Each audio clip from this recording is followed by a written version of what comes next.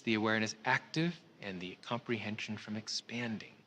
That's why a very delicate technique is involved and personal instruction is involved. It's easy, it's natural, but it's delicate. And it's easy to lose it, and I'm afraid it has been lost completely. It's being revitalized again and again throughout history. Of course, Maharshi's own life is dedicated to teaching as many people as possible how to transcend and regain that experience. But unfortunately, we have a society with a certain momentum. We have generations of teachers who've gone to teachers' education or members of teachers' unions that don't always support educational innovation. So it may take a generation, unfortunately, it may take a generation now that simple techniques, universal, non-sectarian, scientifically verified techniques exist to gain enlightenment. It still may take a generation before these life-saving technologies to develop consciousness are reintroduced into education. You said non-sectarian. Does that mean like non-religious? Is that what you mean by that?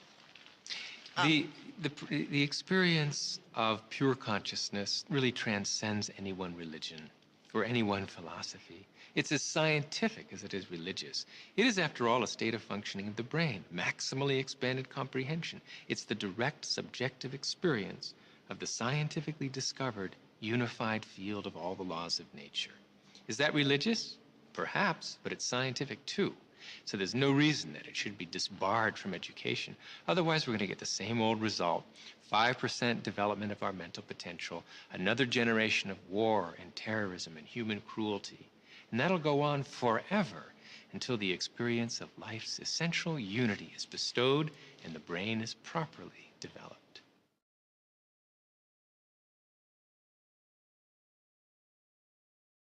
You know, we talked to Jeffrey Satinover and Hameroff, and I think maybe one other physicist said the same thing, that because you talk a lot about the observer, and they sort of said that that whole concept of the observer was a mistake and it's been fixed and it doesn't really mean anything now.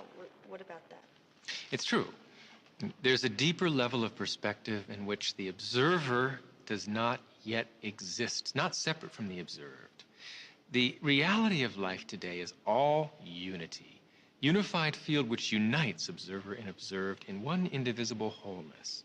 Scientifically, we call it quantum measurement theory, and the ultimate inseparability of the observer from the observed. In the language and science of consciousness, we call it the unity of knower and known in the indivisible structure of pure knowledge, the experience of oneself, the Atman. And what is the self? The self, consciousness, our very subjectivity, is that one thing in our life that has never changed. Intangible though it may be, and very difficult to put your finger on, it's that one aspect of our experience that has been with us since childhood.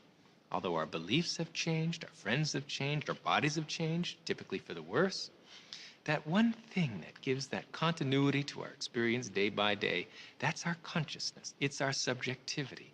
It's the Atman, the self.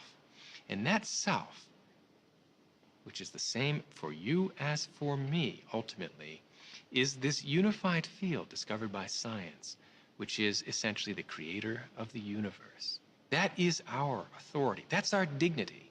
If we only knew ourself and how precious it was, we would rush to experience higher states of consciousness where that experience of our unbounded subjectivity is never lost, even during the depths of sleep.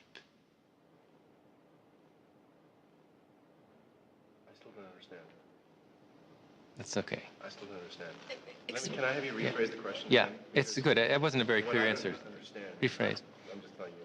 What I don't understand is that some people over here, some of the scientists said the observer is not part of the equation anymore. Right. And yet, people like you are saying that focused intent affects matter. Right. I want to understand those two disparate views. Okay. Yeah, what he said. There are different truths because our universe is hierarchically structured in layers. The atomic has its own truth. The nuclear world has its own completely different truth. And they're both valid. They're both self-consistent. So there's the truth of diversity, where observer and observed are separately identifiable systems. And there's the deeper truth of unity, in which there is no separation between the observer and the observed. So we can talk about life at all levels. Each level is valid, But the deepest level in this scientific age is the level of unity. What has to be very clear about this is a concept most people don't get quite, and it's very important. You can drag me across the floor by my arm. You can drag me across the floor by my atoms, or by my nuclei, or by my cells. It all has the same effect. I get dragged across the floor. These are simply different levels of the description of the one reality that is me.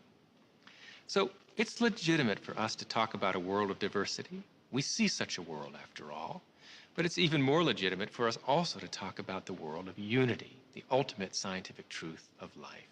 So we get tripped up in semantics if we say that unity alone exists, but there's no such thing as diversity, or that diversity alone exists, there's no such thing as unity. They're both true. They're just different levels of description of the same reality.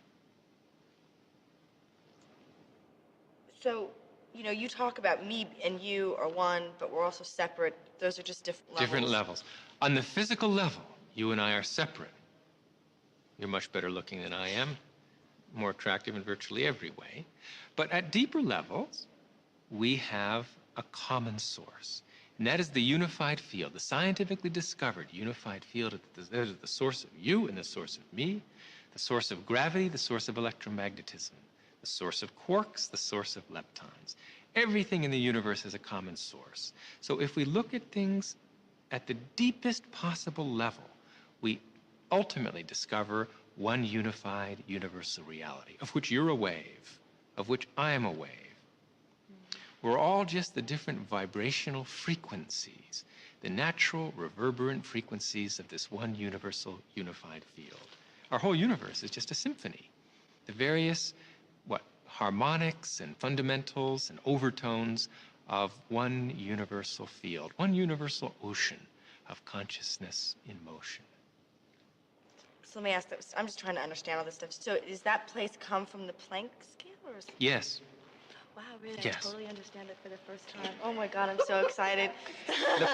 The Planck scale is that small, small distance scale, 10 million, million times smaller than the atomic nucleus, where all the forces come together, where all the particles come together as one, where you and I come together as one reality, where distance, where causality no longer exist, and there's one unified, indivisible wholeness, which is the unity of consciousness, the unified field of all the laws of nature.